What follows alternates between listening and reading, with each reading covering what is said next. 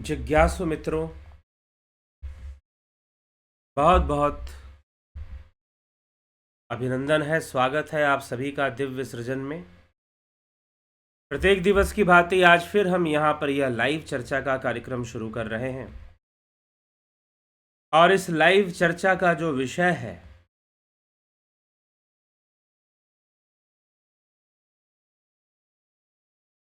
मैं ब्रह्म ही हूँ, समाधि रहस्य।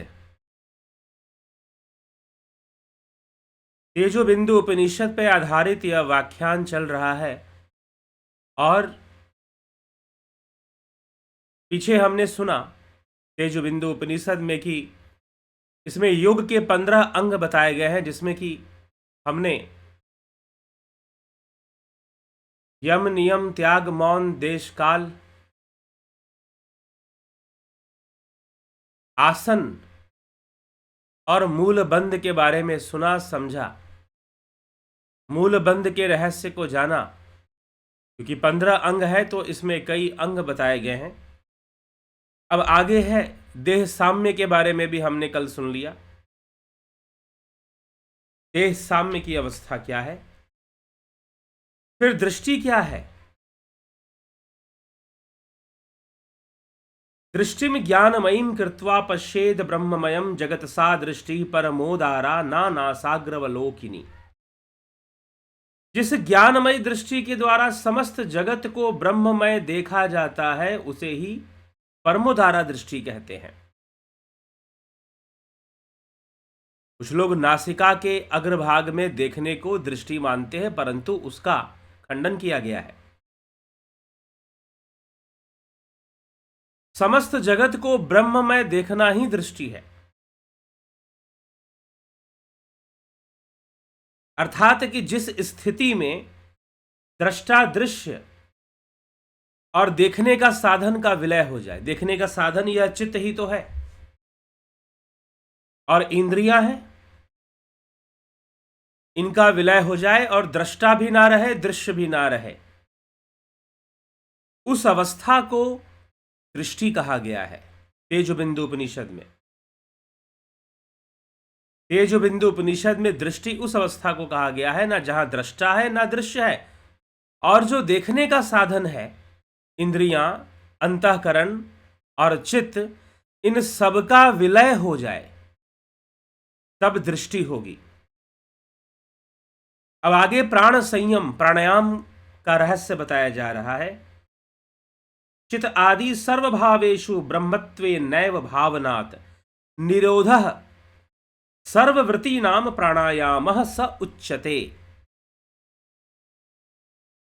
प्राणायाम का अर्थ है चित्त आदि सभी भाव पदार्थों में ब्रह्म की भावना और वहीं सभी वृत्तियों का निरोध हो जाना। प्राणायाम का अर्थ है चित्त आदि सभी भावों में, जितने हमारा जो चित्त है और चित्त में जितने भी भाव हैं उन सब में ब्रह्म की भावना और वहीं सभी वृत्तियों का निरोध हो जाने से प्राणायाम माना गया है। तेजो बिंदु उपनिषद में योग के जो 15 अंग बताए गए हैं उन सबकी आध्यात्मिक व्याख्या हमें देखने को मिलती है। तो यह प्राण संयम है, यह प्राणायाम है, इनका निरोध हो जाना। निरोधः सर्ववृत्ति नाम प्राणायाम स उच्यते। निरोधः सर्ववृत्ति नाम प्राणायाम स उच्यते। सभी वृत्तियों का निरोध हो जाना ही प्राणायाम है। निषेध धनम प्रपंचस्य रेचकाख्य समीरितः ब्रह्मे वासमीति या वृत्ति पूरको वायुरुच्यते। अब बताते हैं कि रेचक क्या है और पूरक क्या है। सभी वृत्तियों का निरोध होना प्राणायाम है। दृष्टि क्या है, जहां दृष्टा और दृश्य का विलय हो जाए, देखने का साधन भी विलय हो जाए तो दृष्टि है। अब रेचक क्या है। हठ योग शास्त्रों में रेचक कहा जाता है श्वास लेने की क्रिया। श्वास लेने की क्रिया पूरक है। श्वास लेने की क्रिया पूरक है और श्वास छोड़ने की क्रिया रेचक है। तो रेचक और पूरक का रहस्य यहां तेजोबिंदु उपनिषद में प्रकट करते हुए लिखा गया है। निषेधनम प्रपंचस्य रेचकाख्य समीरित। सभी विश्व प्रपंच असत है, सत नहीं, यह मानकर निषेध करना अर्थात उसे अस्वीकार करना रेचक कहलाता है। सभी विश्व प्रपंच असत है, पंचीकरण से निर्मित यह संसार, सभी विश्व प्रपंच असत है, सत नहीं, यह मानकर निषेध कर देना। किसका? इस प्रपंच का निषेध कर देना, इस इंद्रिय जाल का, इंद्रिय जगत का निषेध कर देना, अस्वीकार कर देना रेचक है। और मैं ही ब्रह्म हूं, इस भावना को पूरक कहते हैं। मैं ब्रह्म ही हूं, मैं इस त्रिगुणी माया से परे, इंद्रियों से परे, अंतःकरण से परे, भावातीत शून्यातीत ब्रह्म मैं ही हूं, इस भावना को पूरक कहते हैं।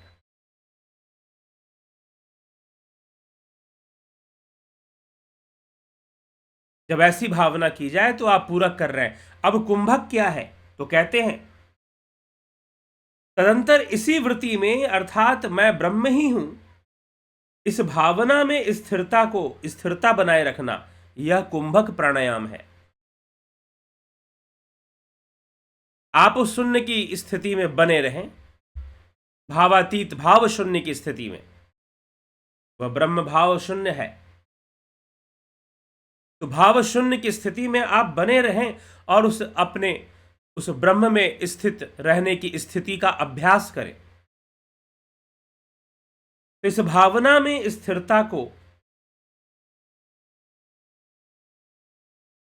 कुंभक कहा गया है। तो बुद्धिमान जन इसी को प्राणायाम कहते हैं।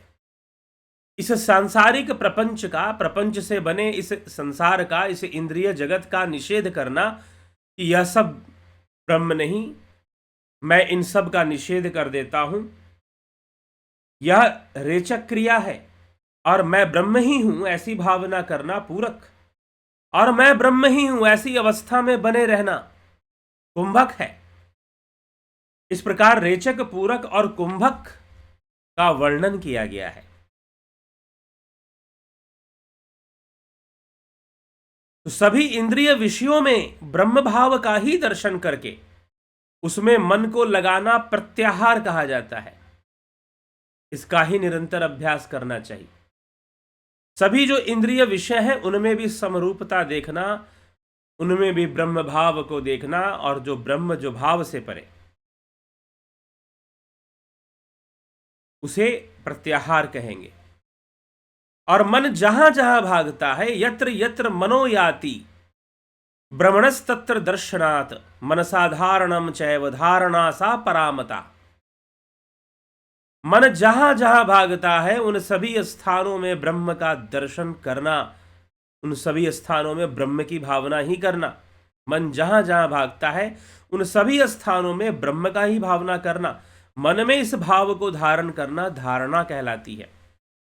यत्र यत्र मनो याति ब्रह्मणस्तत्र दर्शनात् मनसा धारणम चैव धारणा सा परामता। तो मन जहां जहां भागता है उन सभी स्थानों में ब्रह्म का दर्शन करना, और मन इस भाव को धारण कर ले तो उसे धारणा कहा जाएगा। ब्रह्मैवास्मीति सद्वृत्त्या निरालंबतया स्थिति ध्यान शब्देन विख्यात परमानंददायक। मैं ब्रह्म ही हूं, इस सद्वृत्ति को आलंबन के बिना भी स्थिर रखना ध्यान है, जब कोई आलंबन की आवश्यकता ना पड़े और यह स्थिति हमेशा बनी रहे, एक ही भाव अवस्था आ जाए, मैं ब्रह्म ही हूं, इस सद्वृत्ति को आलंबन के बिना भी स्थिर बना रखना। जब यह स्वाभाविक रूप से ऐसी स्थिति बन जाए तो समझो कि ध्यान हो रहा है। स्थिति अतिशय आनंददायी है। यही स्थिति अतिशय आनंददायी है। ध्यान शब्देन विख्याति परमानंददायक। निर्विकारतया वृत्त्या ब्रह्मकारतया पुनः। निर्विकार भाव से ब्रह्म वृत्ति से युक्त होकर समस्त वृत्तियों का निरोध कर लेना समाधि कहलाता है। समस्त वृत्तियों का निरोध। ना कोई शारीरिक संवेदना हो और ना ही कोई मानसिक संवेदना हो, कोई तरंग ना रहे वृत्तियां। अब यहां पर अब जैसे कि हम अब आदि गुरु शंकराचार्य ने एक बड़ी बात कही है कि ना गच्छति विना पाणम व्याधिर औखद शब्दता विना अपरोक्ष अनुभवम ब्रह्म शब्दायणम उच्यते। ना गच्छति विना पाणम व्याधिर औखद शब्दता। जिस प्रकार से औषधि का नाम लेने से व्याधि दूर नहीं होगी, तो ब्रह्म ब्रह्म कहने से कोई ब्रह्म थोड़ी ना हो जाएगा। बिना अपरोक्ष अनुभवम, अपरोक्ष अनुभूति, बिना किसी परोक्ष के अपरोक्ष अनुभूति से ब्रह्म होगा। अपरोक्ष मतलब डायरेक्ट, विदाउट सेंसेस, जहां इंद्रियां भी माध्यम ना बने। इंद्रिय अनुभूतियां सारी परोक्ष हैं, इंद्रियों के माध्यम से होने के कारण परोक्ष है। इंद्रियों के संदर्भ में कोई अपरोक्ष हो सकता है, लेकिन इंद्रियां बीच में आने के कारण हम उसे परोक्ष मानते हैं। तो निर्विकार भाव से ब्रह्म वृत्ति से युक्त होकर समस्त वृत्तियों का निरोध हो जाना, वृत्ति विस्मरण, तब समाधि होगी। तो इसे समाधि कहा जाएगा। इमं च अकृतम आनंदम तावत साधु समभ्यसेत। इस अकृत्रिम आनंद का तब तक भली प्रकार से अभ्यास करें जब तक लक्ष्य आत्म तत्व के रूप में स्वयं की स्थिति ना हो जाए। आत्म तत्व के रूप में स्वयं की स्थिति, स्वरूप की अवस्था ना बन जाए, स्व में स्थित ना हो जाए, तब तक अभ्यास में लगे रहना चाहिए। वह स्व ही तो ब्रह्म है।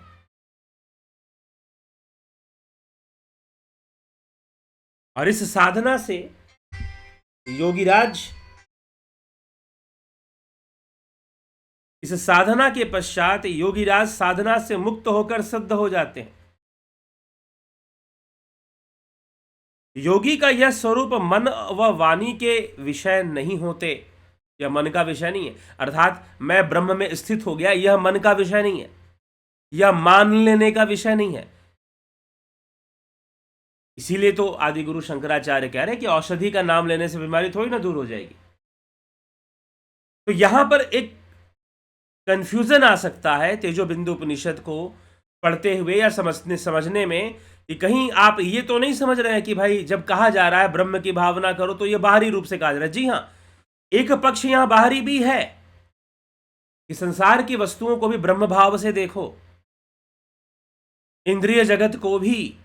हाँ, यह मानसिक क्रिया ही हो रही है, लेकिन जब यहां बात ध्यान और समाधि की जा रही है तो स्पष्ट कह दिया जा रहा है कि भाई यहां पर वाणी और मन का कोई संबंध नहीं है। आप उस ब्रह्म की स्थिति में बने रहें, यह आपकी मानसिक कल्पना से ऊपर की चीज है, आपके मानसिक क्रिया से ऊपर की अवस्था है। यह भाव शून्यता की अवस्था है, स्वरूप में स्थित होने की आवश्यकता है। यह कोई सोच लेने का विषय नहीं, मान लेने का विषय नहीं है। अब इसी प्रकार से समाधि में विघ्न की चर्चा है। समाधो क्रियमाणे तो विघ्नायांति वय बलात्, विघ्ना न्यायंती वय बलात्, कि समाधि में विघ्न कौन पैदा करता है? तो पहला है ब्रह्म भाव की साधना का अभाव, दूसरा है आलस्य, तीसरा है भोग की लालसा, लय अर्थात आत्मविस्मृति, निद्रा या अज्ञान, विक्षेप, चित्त विक्षेप। योग सूत्र में चित्त विक्षेप की चर्चा है। तेजस्विता का अनुभव होना, हम तो बड़े तेजस्वी हो गए हैं, हम तो बहुत आगे बढ़ गए, ऐसा अनुभव भी कई बार बाधा उत्पन्न करता है। स्वेद,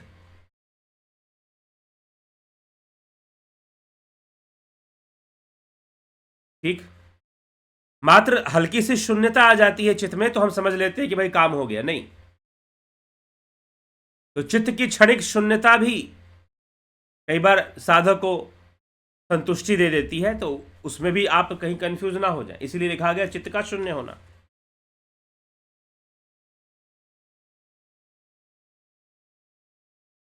तो भाव वृत्ति से भावत्व की प्राप्ति होती है। शून्य वृत्ति अर्थात चित्त में भावों का अभाव करने से शून्यता की प्राप्ति होती है, और ब्रह्म वृत्ति से पूर्णता की प्राप्ति होती है। साधक को चाहिए कि वह पूर्णता के लिए ब्रह्म भाव का ही अभ्यास करे। भाव वृत्तिया ही भावत्यम, शून्य वृत्तिया ही शून्यता, ब्रह्म वृत्तिया ही पूर्णत्व। सिर्फ चित्त को खाली करने से ही नहीं होगा, उसे स्वरूप में लय होना होगा, लीन होना होगा। तो अगर हम मानसिक क्रिया ही करते रह जाएंगे तो यह लय कैसे आएगा?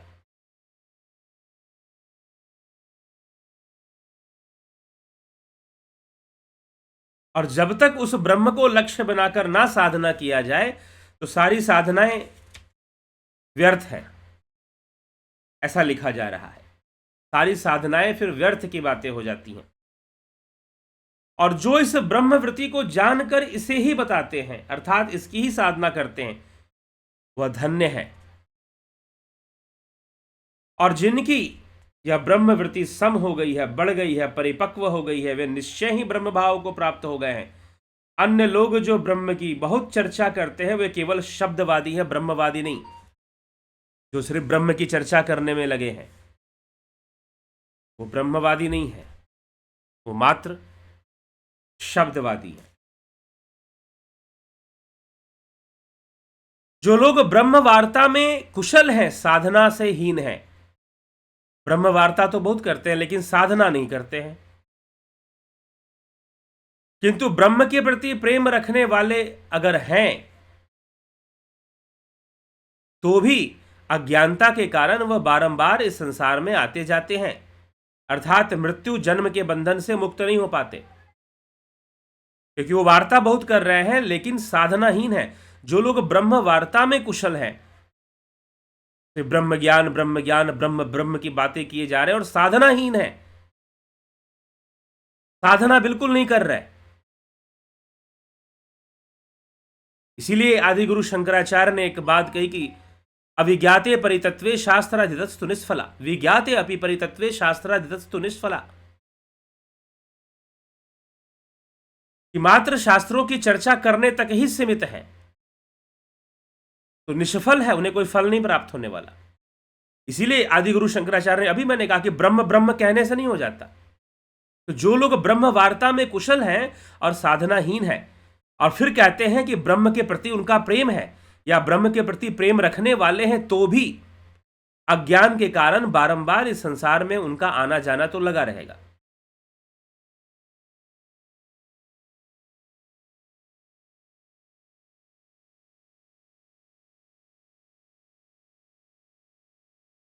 ठीक। तो इसीलिए ये आवागमन तभी समाप्त होगा जब पूर्णतः ब्रह्म में स्थिति बनेगी। तो जिस प्रकार सनक आदि शुक इत्यादि ब्रह्म ज्ञानी ब्रह्म भाव में ही स्थित रहते हैं, एक निमेष भी ब्रह्ममयी वृत्ति के बिना नहीं रहते, वे ही योगी हैं, वही ब्रह्म ज्ञानी लोग हैं। तो इस विषय को स्पष्ट किया गया है प्रथम अध्याय में।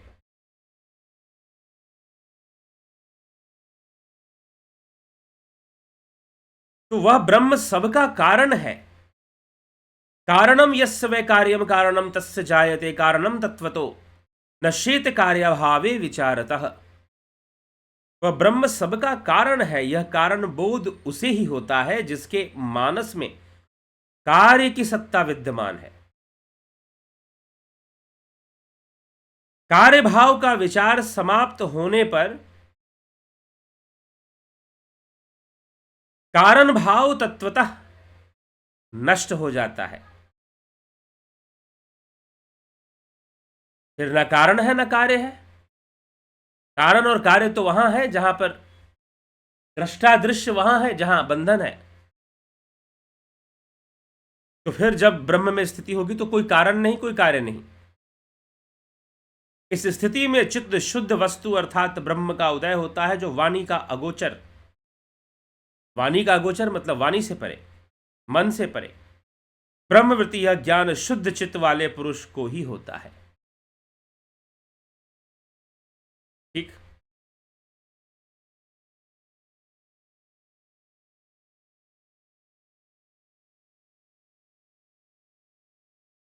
तो यह मन में एक संकल्प करना है कि यह जो दृश्य जगत है इसकी सत्ता नहीं है, सत्ता तो ब्रह्म की है।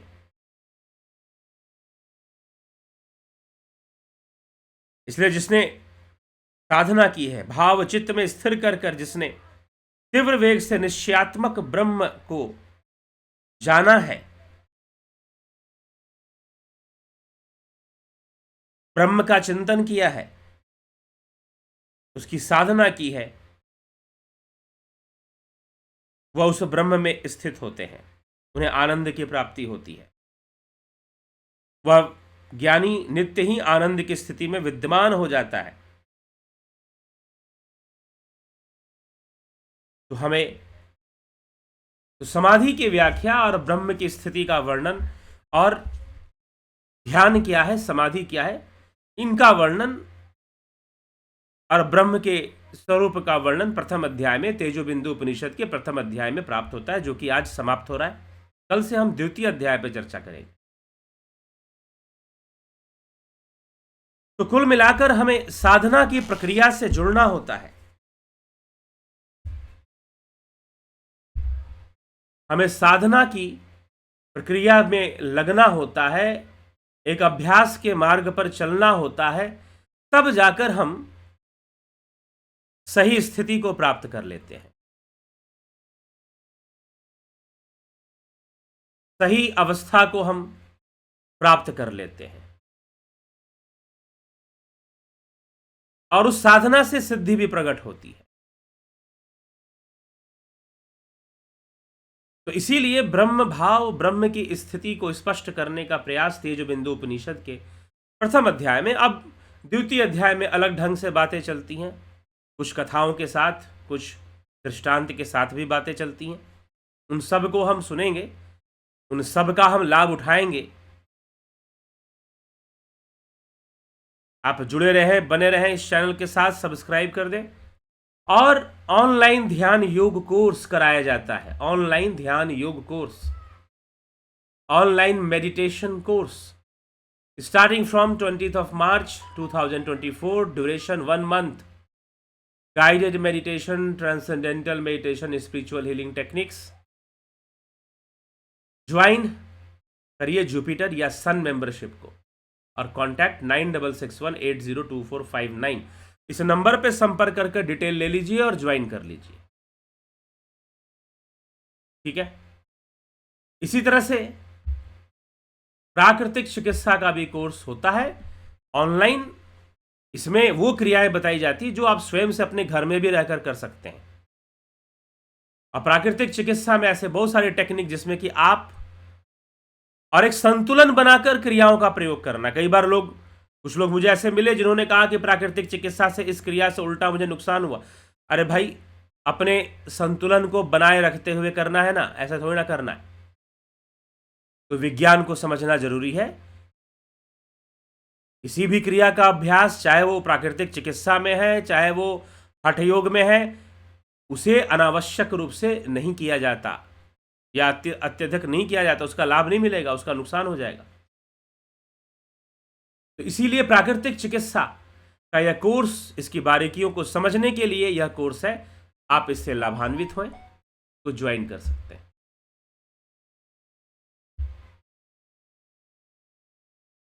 फिलॉसफी का कोर्स, दर्शन, इससे भी आप लाभान्वित हो सकते हैं। यह बहुत ही कॉन्सेप्चुअल, और हमारे जो दर्शन है, भारतीय दर्शन, हमारे शास्त्रों का जो दर्शन है, वैदिक षड दर्शन, वेदों की विचारधारा को कैसे प्रस्तुत किया गया है, उसको समझने का प्रयास इसमें है। और साथ ही पाश्चात्य, पश्चिमी दर्शन की भी चर्चा है।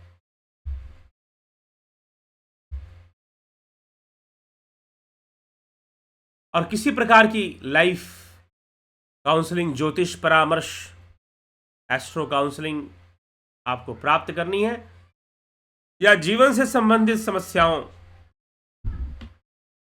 पर कोई सलाह चर्चा आपको करना है तो आप कर सकते हैं। आपको इसकी जो शुल्क है वो अदा कर कर आपने इसको करना है। यह ऐतिहासिक ग्रंथ अग्निमय बुद्ध, आप इसे प्राप्त कर सकते हैं। बाय कुरियर आपको मिल जाएगा, प्राप्त हो जाएगा। इसके लिए भी आप संपर्क करें।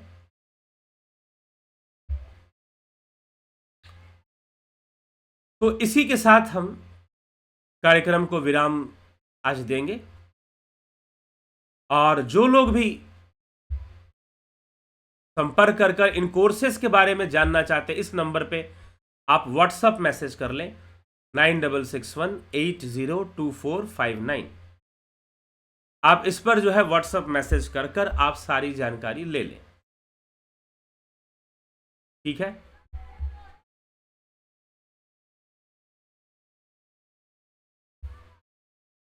चलिए, तो इसी के साथ आज के कार्यक्रम को, हम व्याख्यान को यहां विराम देते हैं। कल फिर मिलते हैं 9 PM लाइव चर्चा में।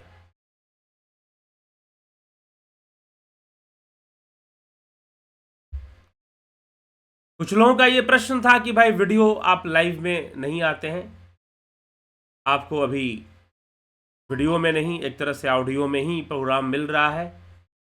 उसके पीछे कुछ कारण है, कुछ समय बाद फिर से शुरू हो जाएगा और अच्छे तरीके से वीडियोस आएंगे, आपको लाइव चर्चा में मिलेंगे। अभी नहीं मिल रहा है कुछ कारणों से।